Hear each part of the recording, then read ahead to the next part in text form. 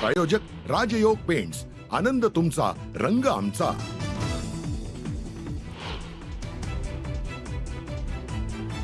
खोक्या प्रकरणात विलन ठरवून माझ्या खुनाचा कट। त्या प्रकरणात मला अडकवण्याचा प्लॅन होता। भाजप आमदार सुरेश धस यांचा एका मुलाखतीत सर्वात मोठा आरोप।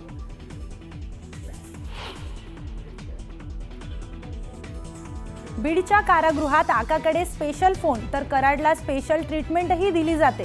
सुरेश धस यांचा कराडवर आणखी एक आरोप।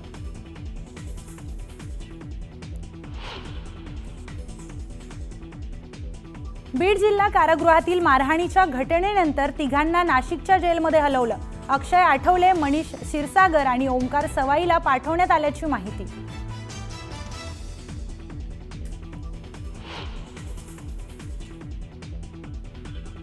कळंबमधील मनीषा बिडवे हत्या प्रकरण, संतोष देशमुखांचे बंधू धनंजय घेणार कळंब पोलिसांची भेट।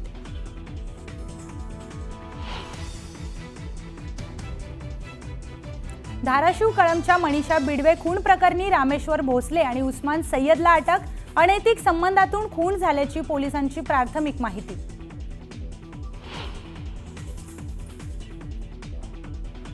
धनंजय मुंडेंचे सहकारी राजेंद्र घनवटांविरुद्ध दमन यांचे गंभीर आरोप। बीडमधल्या शेतकऱ्यांचा घनवटांकडून छळ आणि फसवणूक, शेतकऱ्यांवर खोटे गुन्हे दाखल केल्याचाही दावा।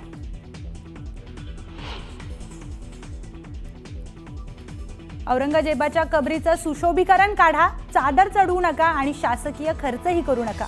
मराठ्यांना संपवायला निघालेला औरंगजेब इथेच गाडला असा बोर्ड लावा, मनसेचं जिल्हाधिकाऱ्यांना निवेदन।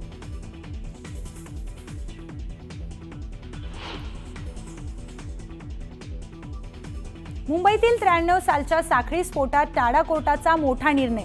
मेमन कुटुंबाच्या 14 स्थावर मालमत्ता केंद्र सरकारकडे सोपवण्याचे आदेश। राज्यातल्या अनेक भागात अवकाळी पावसाची हजेरी। बीड, जालना, कराडसह अनेक ठिकाणी झालेल्या पावसानं गव्हासह अनेक पिकांचं मोठं नुकसान।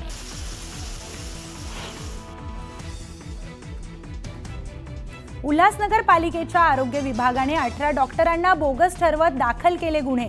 बोगस डॉक्टर असल्याचं म्हणत कारवाई, तर कागदपत्र न तपासता कारवाई करण्यात आल्याने डॉक्टरांनी केला विरोध।